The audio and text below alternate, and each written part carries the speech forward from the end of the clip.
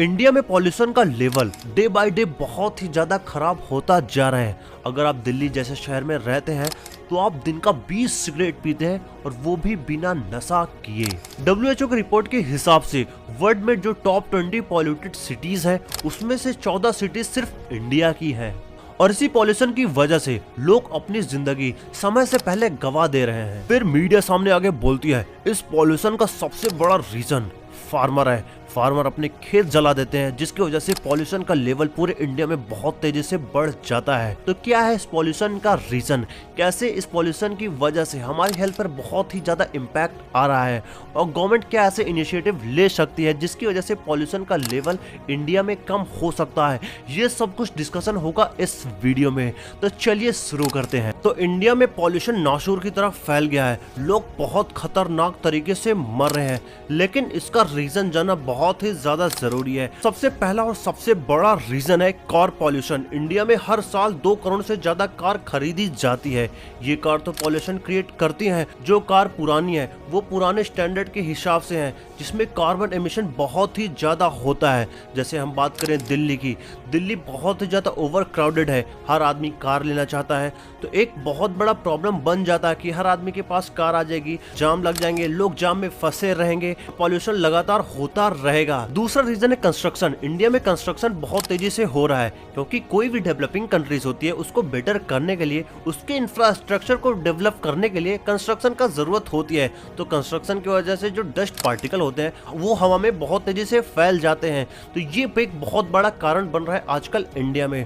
और तीसरे रीजन की बात करें तो वो है इंडस्ट्रियल पॉल्यूशन। इंडिया में इंडस्ट्रीज बहुत सारी ऐसी हैं जो पुराने स्टैंडर्ड को फॉलो करती हैं, पुरानी टेक्नोलॉजीज को फॉलो करती हैं, जिसकी वजह से कार्बन एमिशन बहुत तेजी से इंक्रीज हो रहा है। ये 3 रीजन एक तीसरे से बहुत ज्यादा रिलेट करते हैं। जब कोई डेवलपिंग कंट्रीज होती है तो उसमें कंस्ट्रक्शन होता है, उसका इंफ्रास्ट्रक्चर अच्छा किया जाता है जिसकी वजह से इंडस्ट्रीज आती है। जब इंडस्ट्रीज आती है तो इकोनॉमी में जो वेल्थ क्रिएशन होती है वो बढ़ जाती है, जॉब क्रिएशन भी बहुत ज्यादा बढ़ जाती है। तो जब लोगों की जॉब बढ़ेगी, लोगों को इनकम मिलेगा, तो फिर लोग घर खरीदेंगे, तो घर के लिए भी कंस्ट्रक्शन होगा जिसकी वजह से फिर पॉल्यूशन बनेगा, लोग कार खरीदेंगे। मतलब कोई भी ग्रोइंग इकोनॉमीज होती है उसमें पॉल्यूशन बहुत ही ज्यादा बढ़ता है। चौथा रीजन है जो फार्मर होते हैं, अक्टूबर और नवंबर के टाइम में जो धान होता है उसकी फसल काट देते हैं, उसमें से धान निकाल लेते हैं, लेकिन धान में बहुत ही ज्यादा वेस्टेज होता है, हटाते नहीं, उसको डायरेक्ट जला देते हैं। कि मीडिया बहुत ही ज्यादा चर्चा करती है, जब भी पॉल्यूशन का बात आता है तो फार्मर के जलते हुए खेत ही दिखाती है, लेकिन ये कभी नहीं बताती कि जब इंडियन गवर्नमेंट ग्रीन रेवोल्यूशन लेके आई थी तो उसी ने कहा था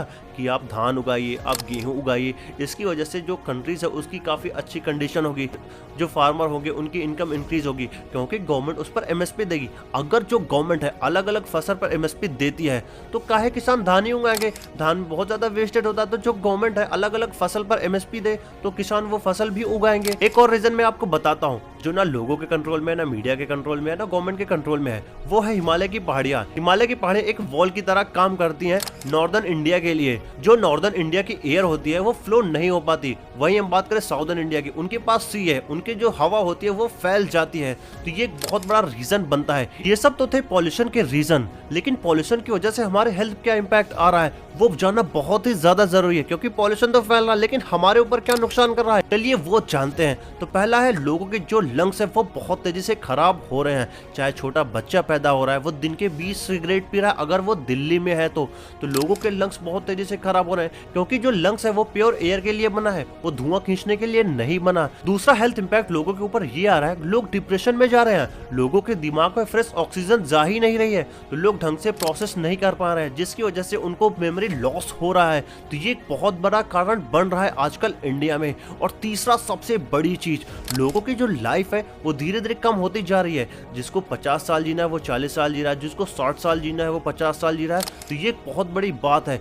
हम पॉल्यूशन का रीजन और उसका हेल्थ इंपैक्ट तो डिस्कस कर लिए, लेकिन बात आती है गवर्नमेंट को क्या करना चाहिए। गवर्नमेंट ऐसी क्या चीजें करे जिससे बहुत ज्यादा एयर पॉल्यूशन की कंडीशन इंप्रूव हो जाए। तो पहले चीजें ये करनी चाहिए गवर्नमेंट को, जो पब्लिक ट्रांसपोर्ट है अगर उस पर गवर्नमेंट फोकस करती है तो लोग काहे कार खरीदेंगे, लोग पब्लिक ट्रांसपोर्ट से चलेंगे, क्योंकि लोगों को भी पता है कि वो कार खरीदेंगे तो पॉल्यूशन क्रिएट होगा। और लोग कार तभी खरीदते हैं जब उनको चलने के लिए कोई सुविधा नहीं होती। दूसरी चीज गवर्नमेंट ये कर सकती है, बहुत सारे इंडस्ट्रीज जो है जो पुरानी टेक्नोलॉजीज को फॉलो करते हैं, जो गवर्नमेंट के स्टैंडर्ड को फॉलो नहीं करते, उनको कम्प्लीटली बैन कर देना चाहिए, क्योंकि कोई भी इंडस्ट्री किसी की जिंदगी से ज्यादा कभी नहीं हो सकती, चाहे उसका मालिक कोई भी हो।